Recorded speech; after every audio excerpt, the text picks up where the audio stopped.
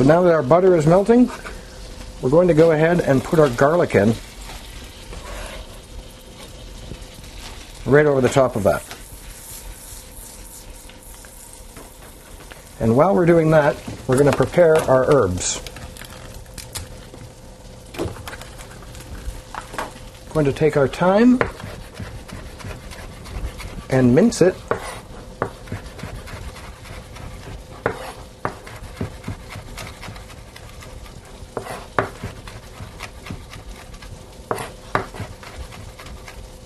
You're going to want about 1 to 2 tablespoons. All right, the butter is starting to break down, so we're going to take 1/3 of a cup of white wine. This will give the garlic a little bit more time to cook. And we're going to sprinkle the top with a teaspoon of salt and a teaspoon of pepper.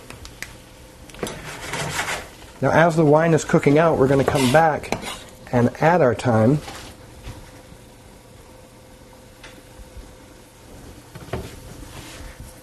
And then we're going to add a tablespoon of oregano. Again, I'm using dried oregano, but if you have regular oregano, that's fine.